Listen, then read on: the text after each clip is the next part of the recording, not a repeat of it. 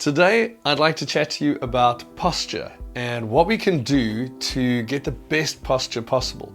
Because we know that if you're all flexed over forward like this, it affects your breathing, it affects your heart rate, and of course it affects your spine and the muscles, and it affects all aspects of your life. So what we'd like to do is get you into the best possible posture. And there are one or two little exercises, things that you can start to do right now that can start to fix that up. Now, what do I mean by good posture? So generally what we do in our day-to-day is we move forward. So we get what we call flexed. So the shoulders come forward and the head comes forward, and we get what we call anterior head carriage. This means the shoulders are forward, it means the back is flat, and it means the head is extending forward over the chest. That's a bit of a problem because that's going to cause pressure, that's going to cause the rib cage to come down, and it's going to cause a lot of weight because, in very simple terms, the more forward your head goes in front of your shoulders, the heavier it becomes and the more weight it puts onto that area. So here are two simple exercises that you can do to sort that out right now.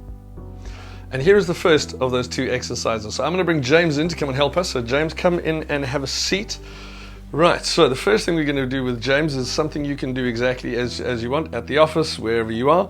So this is called a W to Y, and it works really nicely. It works like this. You're going to bring your arms into a W position. But now the catch is I've got my finger, and I'm going to put my finger between James's shoulder blades. And I'm going to ask you to grab my finger with your shoulder blades.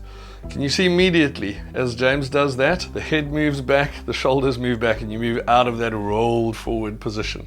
I'm going to ask James to keep holding my finger and for him to take 5 seconds to lift his hands into a Y position. So both of the arms are going to come up into a big Y. Fantastic. Why? Because we can.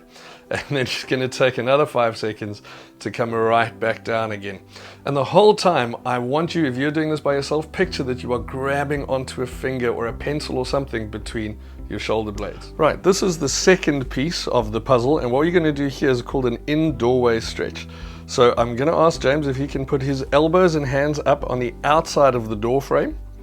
Wonderful. And then what he's going to do is he's going to use one of his legs to come forward and allow his body forward. And now what's happening is he's stretching what we call the pectoral muscles.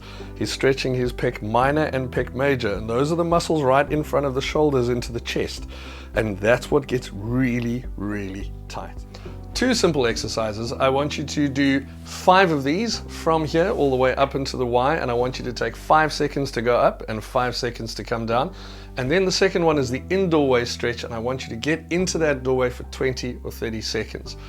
3 sets of both of those a day will have our posture starting to move back into that nice upright position.